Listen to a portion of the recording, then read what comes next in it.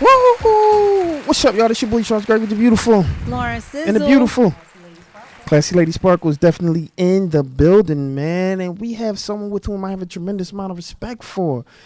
Listen, when I tell you that this gentleman have a dynamic story, man, it's just a great story. But before we get into that, right, and we talk a little bit about, what happened, how we met, right? Because he always, to me, I think he tells the story better than I do, right? And so before we get into that, you want to introduce this young gentleman right here. So we have Mr. Damon Feldman. He became the Jewish Rocky when he was 9 years old, and he got his first taste of the celebrity spotlight when he was featured in the August 15th, 1983 issue of Sports Illustrated. He was in the glossy pages of the famous sports magazine, telling the world about this kid from Broomall, PA, scored a second-round knockout to win the Philadelphia Junior Olympic boxing title in the 13 and under 112-pound class.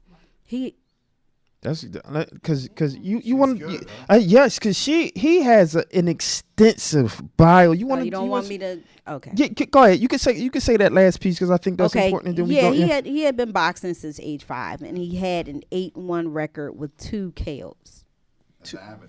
As an amateur. As an amateur. Yeah. Yes. But professional. It's all good because listen, when you talk his background and the people he knows and everything. So first of all, welcome to the show, my brother. Yeah, thanks a lot. I really appreciate you having me. Absolutely, welcome to the show. I appreciate you being here, man. But before we go into that, you gotta tell. Why don't you tell everybody how we met? You tell it better than me. This could be actually a famous story. So I was at lunch. I was gonna go somewhere else, and I was like, let me just go to Panera Bread. I walked in there. I sat down. I was like, this guy's doing all this computer stuff. I was like, hey, what's up, my man? I was like, man, you look like you really do some great stuff. Are you doing a podcast? And he just started telling everything he did. And I just thought the guy was phenomenal because he was like doing it all right at the lunch table. You know what I mean? And he was just, I just really get into that type stuff. And like guys that are really into that film because that's what I'm into now. And he's an amazing guy. So.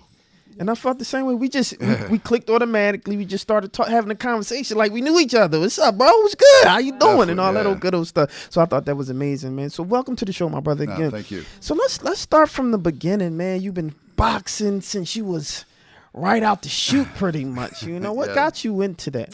Well, my dad was he trained 6 world champions, and I had a crazy life, and I just so how it happened was my mom was brutally attacked, and she became a quadriplegic in a wheelchair. Someone broke her neck. I'm sorry. And then my dad started training fighters, and he brought in Anthony Two Gun Fletcher and Frank the Animal Fletcher, which Lauren knows. It's really so crazy just talking about it because. So what people don't understand is Frank the Animal Fletcher and Anthony Two Gun Fletcher, when my mom wasn't there, my dad raised us after living with 3 different families. 10 years old on, my dad raised us, and Animal Fletcher and Two Gun Fletcher always made sure we had dinner on the table. They took us out to sporting things I had to go to, anything, it's just amazing, you know what I mean? And it's like sort of heartwarming because I see things I never see color or anything in my life. I don't even want to, I feel weird even saying that, you know what I mean? It's a reality. The bottom line is it's these guys raised me and helped my life out. And seeing unfortunately Frank's not doing that well, and Anthony, it's really sad because, he really doesn't deserve this, and this story has to be told because the reason he is on death row is because he would have got 20 years and he basically wanted to fight the case. And how it happened was it was over a drug thing.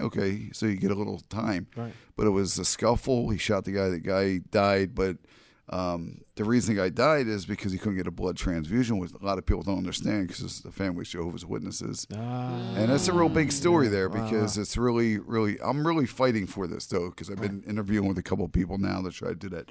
Anyway, just as far as my career, they're phenomenal. My dad raised us. My mom was in a wheelchair, quadriplegic in a wheelchair. I just fell in love with boxing, seeing Anthony and Frank on the gyms with them. And when I was a baby, and I I loved it, man. All I wanted to do is be world champion. I wanted to give my dad a championship belt, and I just love it. I loved it. No doubt. Interesting. And so when you talk about you kind of like fighting, how hard was it just kind of coming up? Because I mean, your mother admittedly was ill, and I'm sure you was taking care of her, and then the relationship was bad and toxic, and you being in communities where you gotta pretty much fight every day. How was that? How was your growth going up, especially as a youngster? I didn't take care of my mom. My mom actually had to go away for like rehabilitation because she was like really quadriplegic. It was just crazy. I think about it now, like this woman couldn't even move for 30 some years. You know what I mean? And it's just, but I live with all these different families that help, because my dad wanted us to be around like a family atmosphere. Right. And then Frank and Anthony was involved when my dad raised us. Just basically, I mean, it was all part of life, man. I couldn't tell it then, but now I look back, I'm like, wow, man, it was something else. And how I really understood all this, I hit a brick wall and I spent 13 months in jail. Yeah. Wow. So you let's just dive in that just a little bit, because I don't want to revisit kind of like the past. How was that time?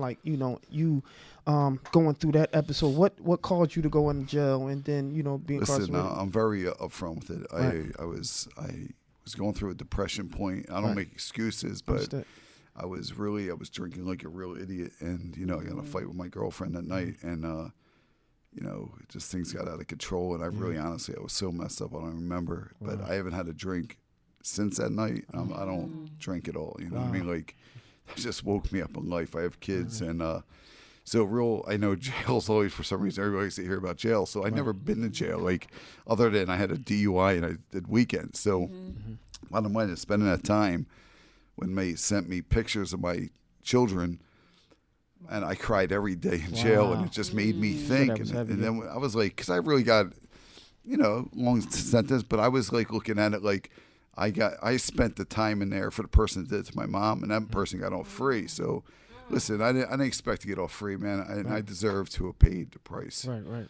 You know what I did? It was terrible. You know what I mean? Like, I never touched a woman in my life. I never. I feel embarrassed just sitting here with all you ladies, and it's just that I had to, even say this, but it's very tough for me. But bottom line is, it's all about making mistakes and come better. And luckily, nobody was seriously hurt, and I am so sorry. And the important thing is that when you make a mistake, you learn from it, and then you move on, you grow, not continue to make the same mistake. 100%. You saying that is just amazing, because I don't look back. I don't even remember the time in there, and it's just I was there 6 months. I'm like, what the hell, man? How long am I going to be in here? I've never been in jail. It was like crazy. But it was the learning experience of a lifetime. It's therapy in there. It just helps you. So when I was sentenced, I was like, man, 6 more months. This is crazy. I was like, I couldn't believe it. I just said, you know what? I got a little pencil and paper. Right. I should have brought my books to give you guys. But I started writing my book, man. I started from day one. And everybody's like, how do you write a book? The bottom line is, if you want to write a book, you start. Everybody has a story. You know what I mean? If you just start from day one, when you're young, and what happened at the beginning, there's probably a story there. I just wrote it, and thanks to my man Sporty Smith, he just did a phenomenal job. And Angel Miller wrote it, typed it out, and it came like true. But like, I never thought I was going to be doing a movie now. You know what I mean? I just said like, yeah, I'm going to do this. But, we're looking to do a full feature movie here, and I'm just so excited, man. Like, I really want to help people of everyone. You know what I mean? It's just, this is no joke. Yeah, like, no doubt. Jail is good and it's bad. You know what I mean? But it really is, if you're having some issues, you should go to jail. You know what I mean? Because I can't. Because of that. Had you not got locked up, you wouldn't have wrote the book, right? Wrote the book. I wouldn't. I might have been dead. You know what I mean? Because I was drinking like, I didn't really realize I had a problem. Like, I wasn't an alcoholic, but I was just abusing it. And being able to come out and just like, the worst thing about this whole thing is I couldn't even tell the girl I'm sorry yet. And it's just like, I feel so bad about this. And it was just, it was a weird time in my life. and I was going through something, and it's terrible. You know what I mean? Again, no doubt. Hopefully, she hears this and gets some solace out of that. You know? Listen, I big apology, and with all my heart, I'm so sorry. No doubt. So thank you for letting me say that. Not a problem. I felt like, because sometimes we all need that solace. We all need to, at the very least apologize. Yeah. And whether they accept it or not, it's just kind of like, I got that. I wanted you to hear that this was the situation. So I don't want to be a sob story. No, Listen, no, guys, that's I'm there a you fun go. guy. Understood. I love having a great life. Right. No doubt. That was a bad point in my life. But that's important. That was important And it's that in you the said past. that, and it's in the Definitely. past. But it was Yes. important that you said it, and that somebody will be able to hear it and maybe get some solace out of that. So I don't want to. 100%. I don't want to spiral. I don't want to go too deep into that because you got a lot of stuff that's going on right now. Yeah, thank God. Yeah, absolutely. So let's hop forward, and this time goes really fast. Yeah. So let's jump right into you out now, and you trying to rebuild, and you're doing some things, and now you're throwing celebrity boxing matches. Yeah. One in which I think I remember put you or landed you on, or the potential of it landed you on a Breakfast Club. Oh yeah, I was on. I was going to tell you because I was on Breakfast Club, but I was on what's his name? The Charlamagne show. Oh, Charlamagne, yeah, he's okay, a yeah, no crazy doubt. guy. Yeah, I've been on all those shows, No but doubt, me no and doubt. Rodney King actually were on there. But the Breakfast Club. Rodney They tried King. to eat me alive. Those guys. Oh yeah, I know that's Whatever. right. Tell them about Rodney King. So yeah, I just Rodney it's crazy meeting because I started celebrity boxing in 2009. I got a call and someone said, "Would you be interested in knowing Rodney King?" I was like, "What? Come on!" I was like, "This kid is surreal." So that's only the beginning of the story. The real surreal part of it is we talked, had a great conversation. He moves to my house in Broomall. We're talking not even 10 miles from here, the suburbs of Philadelphia. This dude's living in my dad's house. He loved my dad. My dad was just like a father to him. But bottom line is, he was just an amazing guy. We had a great time, and he actually babysat my kids when I was busy. And just being able to live with that guy and we're talking right nowadays. Rodney died in 2012, and I was one of the witnesses or whatever testifying. It was just terrible because Rodney honestly had no hate or anything, and that guy got.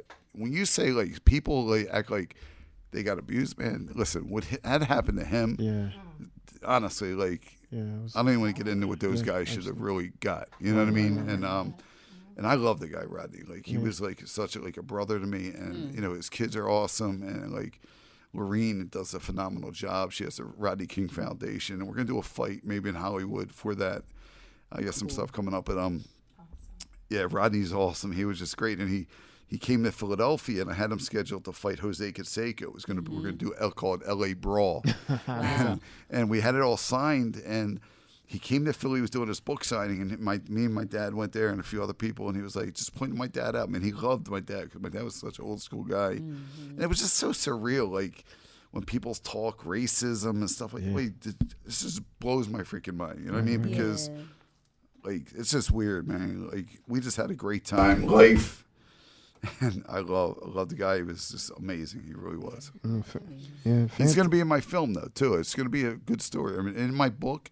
A big part of it, man. The guy was a big part of my life. It was a weird time in my life too. You know what I mean? In my dad's life, and Rodney King just. I mean, it's weird. He was saying Rodney King. Yeah, that guy. We were interacting. I mean, we spent a lot of time together. Great guy. Awesome. Which is a great transition because if we're talking about kind of the racism aspect and people who kind of have run-ins with certain people. You actually was about to put together a fight with George Zimmerman and who was it? DMX, correct? Yeah. So let's talk a little bit about. Let's jump in because we only almost got 10 minutes left. I like this. This is awesome. I know. So real quick, let's jump into that real quick. Okay, so it just came about. I'm in Miami. I'm just chilling, and I got a call, and some guy was like, "What do you think about doing a celebrity fight with George Zimmerman?" I heard his name, but I wasn't, I'm not into watching CSNBC every night, but I knew the crazy story, and I looked it up. I was like, "Mom, all right, let's just try it, whatever." I didn't really know. Right. I thought it'd get some interest, and it became the talk of the country. Right. And Al Sharpton got involved, and a couple people, they had to get 1 million signees, and bottom line is they couldn't do it, but Zimmerman pulled out, and yeah, I'm sort of glad. I didn't really want to deal with him, but I was offered $1 million. You know what I mean? A guarantee of $1 million to do the fight. So in reality, you work your whole life, you're getting this opportunity. I didn't have anything to do with it, but what happened to the kid, and I really feel terrible, and I'm so glad I did pull out of it too, because that guy was a real scumbag. Yeah. So, and I'm not afraid to say it, but when I was going to pull out of it, I was getting calls from George Zimmerman's guy, P. Diddy's camp, and they were all telling me not to pull out. It was like, if I didn't do it, someone else was probably going to do it. You know what I mean? So, but that was one of the worst times of my life and controversial. And but as far as you go, when you say racism, I don't want to get into all this stuff, but absolutely. Anybody's racist, I think they're just ignorant. You know what I mean? It's they're not happy with their lives. Right. You know what I mean? When you're happy, you love everyone. There you go. So and the interesting, we always talk about just love. If you focus on the love, then you don't have to worry about nothing. Nothing else matters. Right. Well, it's just like haters. Any when you say haters, I have all kinds of trolls on social media. But the bottom line is, it's who cares? Dude, all right, you're going to put me down, this and that. But the bottom line is, you can't be mad at them. There's guaranteed something wrong with that person. You know what I mean? There's they're either not happy or depressed. So I feel bad for them. No doubt. So I want to give you your last 5 minutes, man, to be able to talk about the 16-minute man. Yeah, that's man. what you're here for, right? Real excited. It was going to be a documentary. Then I went to the can and I say, but I'm sorry to make it. No. It's just crazy. I feel comfortable with her. There you go. Nah, it's because she knows Fletcher. But I just when I got out of the can, I got right back to stuff right away. Thanks to a lot of special people. Dr. Brian Raditz helped me let me stay in his mansion actually when I got out. Then I got things together step by step, and what am I saying? Just basically. Jackie Barrock, who's the producer, Scott Wiener, I went to them. I was like, I don't think I want to do this documentary. I said, I really want to do a biopic movie. I wrote my book. It's not going to be based totally on the book, but I was like, listen, I got a story. I'm a former undefeated fighter. My story is not too many other people. Right. They loved it. I hooked up with this screenwriter, David Greenberg. He's phenomenal. My entertainment attorney, Alexander Murphy, put a team together. Linda Finelli, Mary Alice Enright. And I just got a great team, man. Wow, a solid team, and things are happening. And I just got some great things going on. I'm really want to tell a story in this movie, not just rich, famous, all that stuff. Whatever, man. I'm already on my way to stuff. I'm not. I know that I want to tell a story about how you can make a comeback and you can actually do anything you want to do in life. It doesn't matter how far and knocked down you are. I came out of jail with nothing. I lost. I had Marvin Hagler Jr. going to fight Sugar Ray Leonard Jr. It was this big, crazy thing. I did the press conference. Everything was set. Another $1 million deal. I was going to, that's just life-altering things. Ended, and I just came out with nothing. And I'm a fighter, man. I'll never quit. And how could I not fight? I got kids, and you live one life, and I really appreciate being on your show, man. We it's just crazy, how we met too. You never know. He'll probably be fighting by the summertime. But who knows? No, the girls will be ring girls. No. No doubt. No, we really appreciate you, brother. We appreciate you for coming here. And man. Do you have any? Where can all the people? I wanted to ask him, where do you see the film going? Well, I think it's going to be a feature film. I really do, because I'm in talks with some major people in Los Angeles and Netflix and that type of distribution. I can see it in the theater, man. I really do. I have some big actors that are interested, and I think it's going to be good. It's a $5 to $10 million project. That's our goal right now. We're raising the $50,000 for our production stuff right now, just gets things started, and I'm really excited to do this because I am the Jewish Rocky. I am the real deal. No doubt. I'll knock Sylvester Stallone out. No, I can't say that, but I know him well too. Him and Frank. But other than that, just you go to 16minutemanmovie.com. I'm all over social media. Celebrity Instagram, Celebrity Boxing One, and I just hope I can tell a story to help people and just have a great legacy for my kids. And I have a book. It's on Amazon, The 16-Minute Man. Yeah. Thank you. There you go. No, Thank we you so appreciate much. you for being here. Thanks for coming up. How can they get in contact with you? Said 16minuteman.com, Yeah, just social media. 16minutemanmovie.com. Right. The social media, Right. I have people to help me out and just handle stuff now. It's a little overwhelming right now, but it's just cool, man. I appreciate this interview, and I appreciate, being here and meeting these beautiful women and stuff Absolutely. like that. So. You know what? I think I would be remiss if I didn't say this. I usually ask my special question, but I think it would be good for you for someone who maybe have spiraled in their life and need just to hear, some words from someone who actually went through what they're about to go through or went through exactly what they went through. What would you tell that person that's listening right now? Well, I'll tell you right now, I wish younger generation would understand, man. You can't drink. You can't abuse things. You know what I mean? Right. Like, if you're doing drugs, come on, stop. The drugs, you can't. There's nothing you can do in life. Right. Drinking, there's no winning there. You know what I mean? I'll tell you the truth. I'm having more fun just working out, hanging out. I go to clubs all the time. I don't drink, so it's just a great time. And it's just, just telling people just to move forward in life. If you have a brick wall, you break through that brick wall. It's just, it can be done. And the dream, it's funny, you're telling me this now. I had all these passages thought about. I wanted to say to you. I'm so upset. It's just, everybody has a dream and a goal, just make it happen. You can do it. Anybody can do it. I swear, again, sitting in jail, I went to these classes that helps you with goals. I wrote every goal down, all these passages, and it really meant a lot to me. You know what I mean?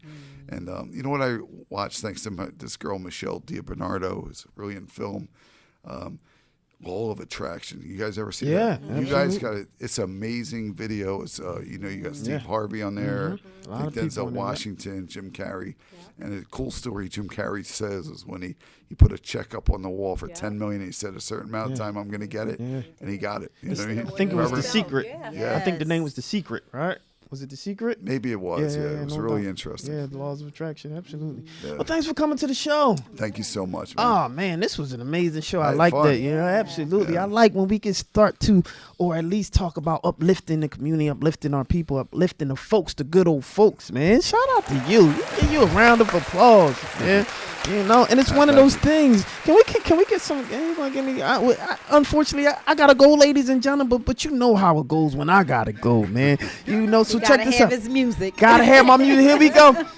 We Talk Weekly's After the Talk podcast is on iHeartRadio, iTunes, Spotify, and Spreaker. Make sure you follow us on iHeartRadio, iTunes, and Spotify, and binge listen to our shows. Like and follow us on the We Talk Weekly Facebook page, and download the little TuneIn app. Look for WPPM LP 106.5 FM, and tune in every Tuesday at 7 p.m. for We Talk Weekly's After the Talk. Follow us on Instagram, Twitter, and Facebook at We Talk Weekly, at Charles Gregory, at Lauren_Sizzle, at Sparkle Prices 1. Subscribe to our We Talk Weekly YouTube channel. And if you're in Philly, catch us on Monday night, 9:30, Comcast 66, Verizon 5, 9:30. We Talk Weekly is now available on Higher Than 7 TV. Go to higherthan7.com and subscribe, and look for who? We Talk Weekly. You already know, so shout this out. Shout out to Afro Philly MBG Network. We Talk Weekly is now syndicated. You can find us in Atlanta, Birmingham, Chicago, Delaware, Houston, Jacksonville, Los Angeles, Miami, Newark, New Jersey, New York City, and all across the nation. Who do you look for? We Talk Weekly. Check this out. We here, man. We here, but we gotta go, so we out of here like last year. And if you ain't here, you a square, like I always say. So make sure you stay here. Your boy Charles Gray with the beautiful. LaurenSizzle. And the beautiful Classy Lady Lady I Sparkle. started in the building, and unfortunately we gotta go. So holla.